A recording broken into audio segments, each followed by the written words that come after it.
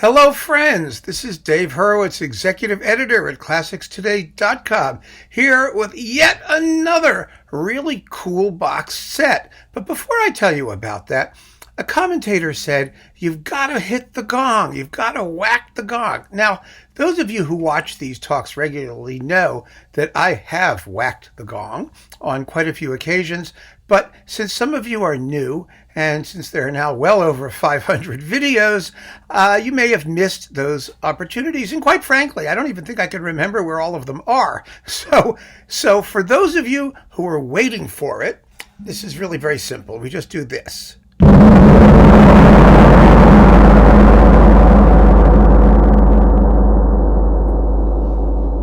And I hope you found that as satisfying as I did. It gives you can feel the sound waves. It's kind of like a bed with like those magic fingers, you put the quarter in the thing and the bed vibrates all over you. It really feels really kind of good. So I whacked the gong. But now let's get back to business, shall we?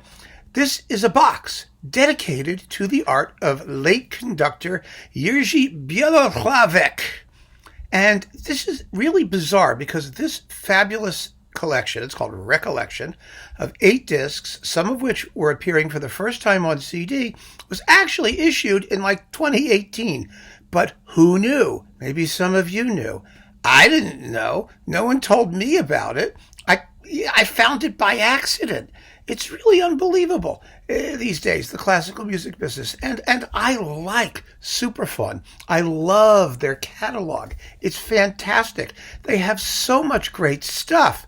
And, what are they supposed to do to promote it? I don't know. They got to use social media. They got to have a better mailing list. I don't know. But this is terrific stuff. Now, Bělohlávek, as I've often said, his recent stuff really hasn't been his best. He was, as I say, a gentle soul as a conductor.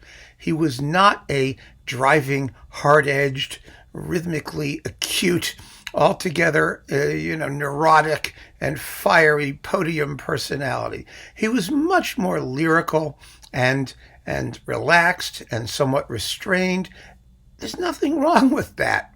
It's what he was. He was honest about it, and he principally did repertoire that allowed him to be that way.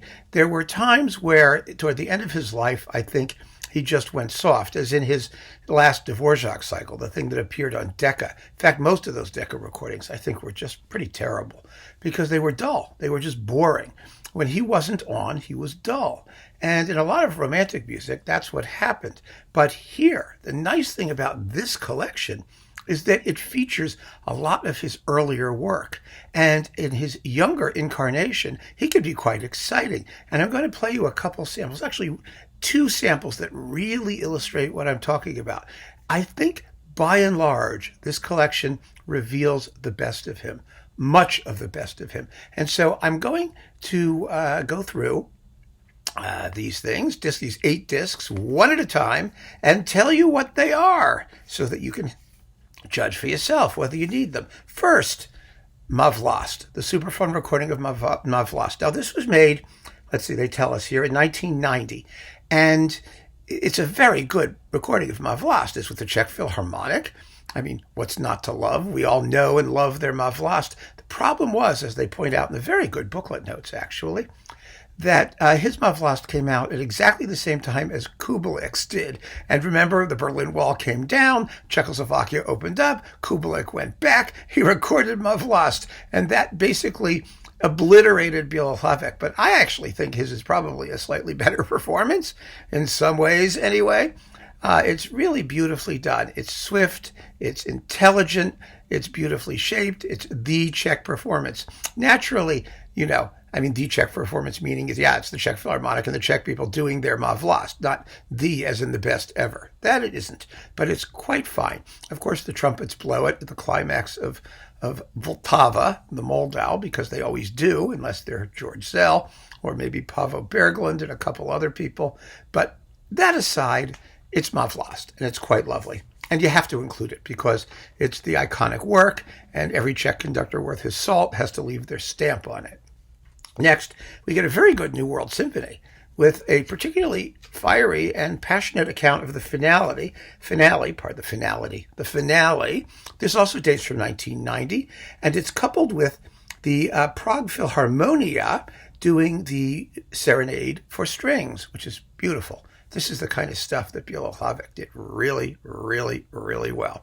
And the only problem I have with this collection is that when I write about it, this is a guy I like to talk about better than write about because I can say Bělohlávek, and I think that's pretty close to how it's pronounced. But I don't have all these diacritical things. I forget them. I don't know how to do them on the keyboard. Some of them work on YouTube. Some of them don't. It's a real pain in the neck, frankly. And I think that the fewer diacritical marks we have, the happier I am. I know it's a very English thing to say, but what can I tell you? I'm not a diacritical kind of guy.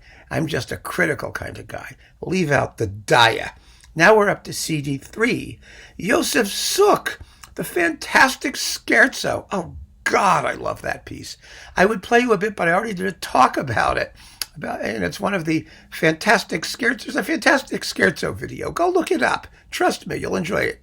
It's got this and a bunch of other really cool things.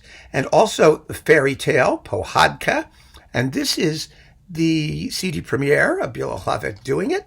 And finally, and it's with Josef Suk playing the violin. It's with the Prague Symphony. These two things. Let's make sure I have it right.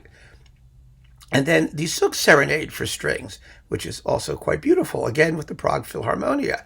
I guess the original coupling to the Dvorak.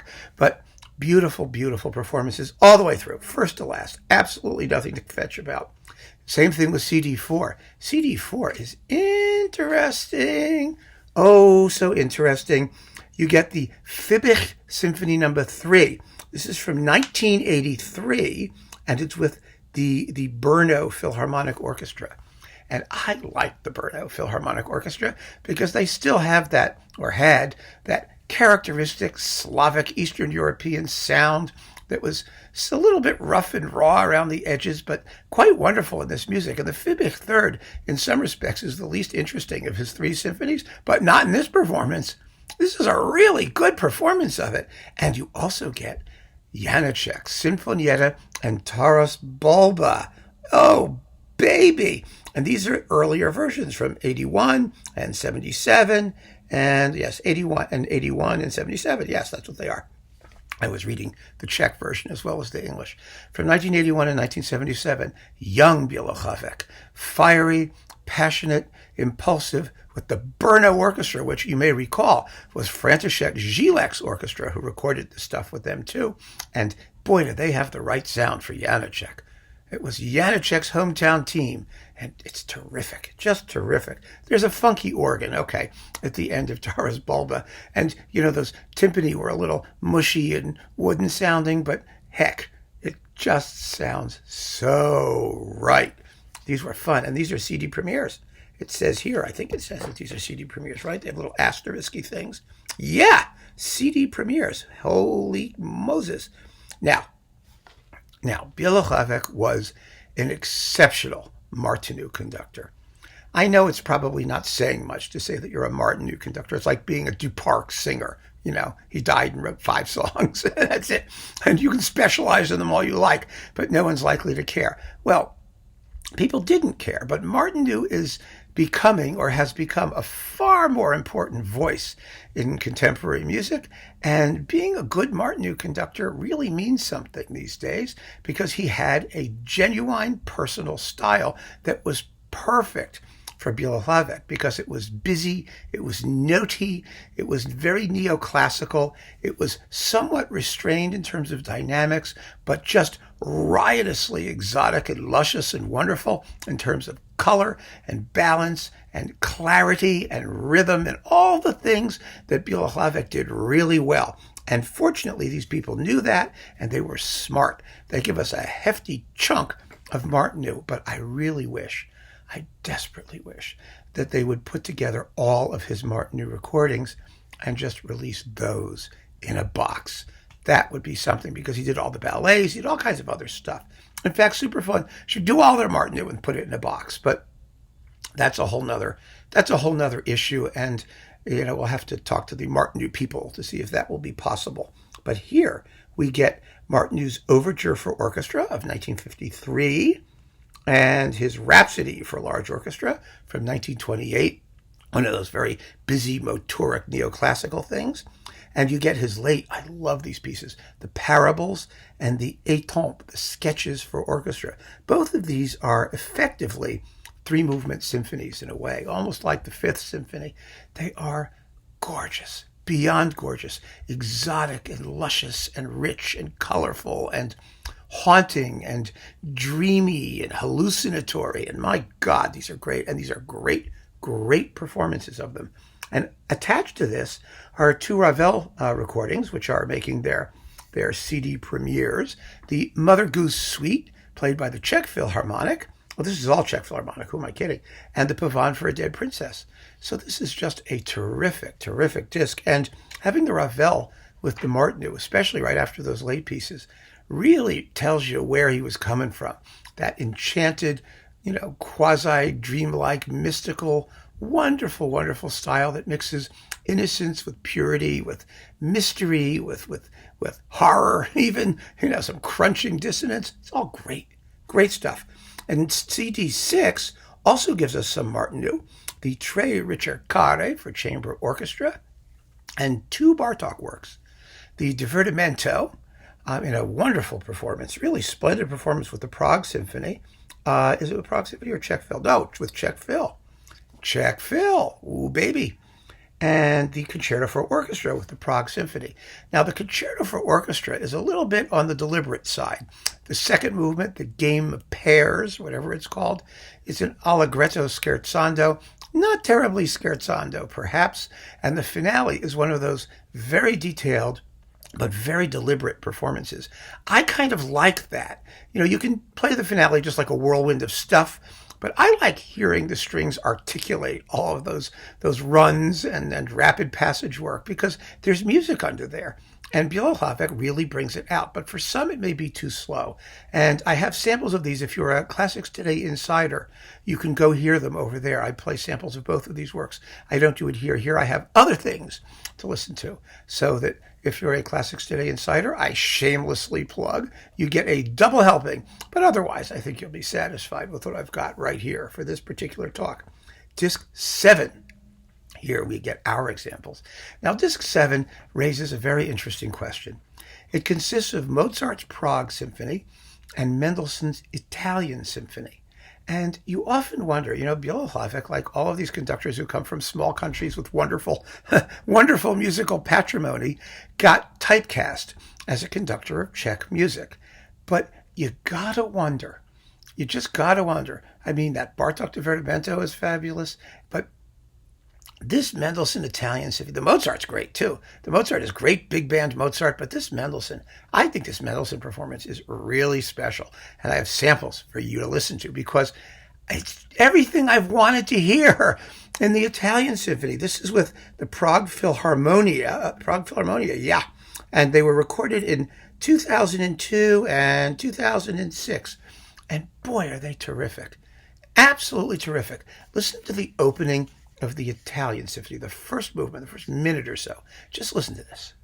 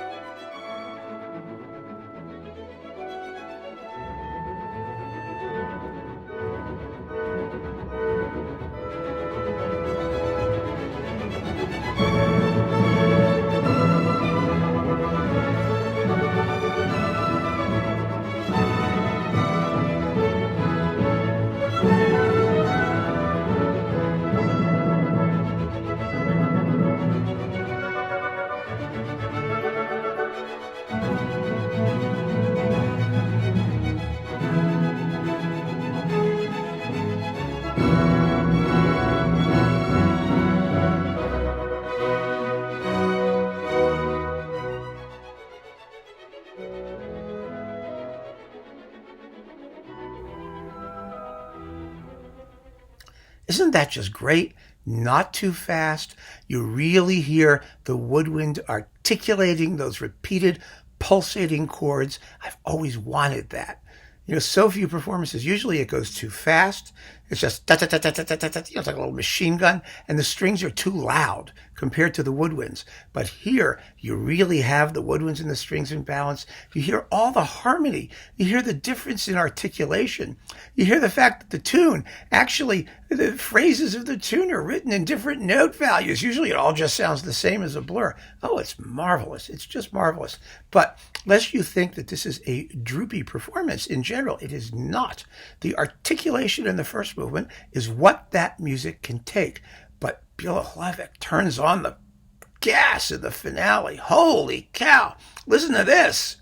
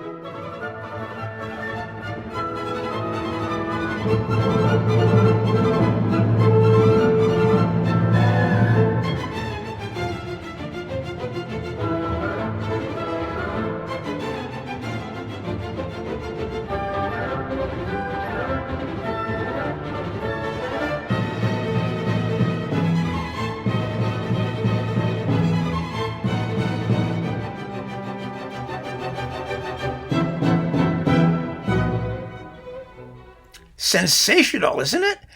It's just the best performance of the Italian symphony that I've heard in years and years and years. And it begs the question. You've got to ask yourself, what would a conductor like Bělohlávek have done? What kind of career would he have had if he had been able to play some of the other music that he was really good at? It's not to say he wasn't good in Czech music. He was very good in Czech music. But if he could do Mendelssohn like this, boy, I want to hear more. I just want to hear more. It was marvelous. It's absolutely marvelous. And I hope you agree. I just thought that was spectacular. Then we get to the final disc, which is the New Czech Chamber Orchestra and the Prague Philharmonia doing Verklärte Nacht. It's a terrific Verklärte Nacht. Exactly the right tempos for Verklärte Nacht, 28 minutes. It was recorded in 1995, along with the Pavel Haas Study for String Orchestra. You know that work. That was famous as one of those Entartete pieces because Pavel Haas wrote it when he was in Theresienstadt before he ultimately died, I believe in Auschwitz. It was very, very sad, his life story. But the Study for Strings had its 15 minutes of fame about a decade ago. It's nice to see it here. And you get the Adagietto from Mahler's Fifth and Urlicht, the solo from Symphony No. 2, the Resurrection Symphony, quite well sung by Dagmar Petskova. And it's really quite beautiful. And that is 8 discs of Bělohlávek. Some really, really fine stuff. A smartly curated collection that I think really does reveal him at his best and provocatively suggests some of what might have been had he had a completely free hand with the repertoire that he was able to record. I still want that Martinu box, Supraphon. I really do.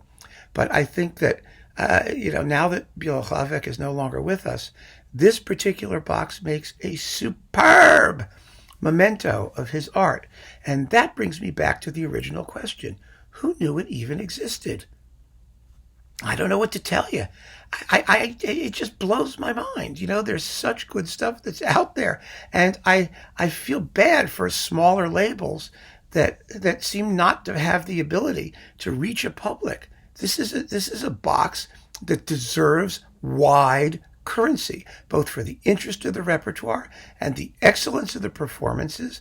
And maybe Bělohlávek was not the biggest name in the biz, but I've always said, greatness is its own justification. And there is a heck of a lot in here that is unquestionably great playing, great conducting. It sounds really good. It's a beautifully chosen box.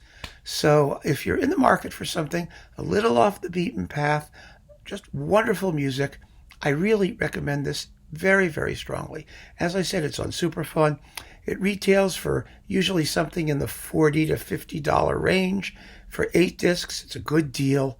And get it while you can. Who knows how long it'll be around? Who even knew it was around? Keep on listening, folks. Thank you for joining me. Take care. Bye-bye.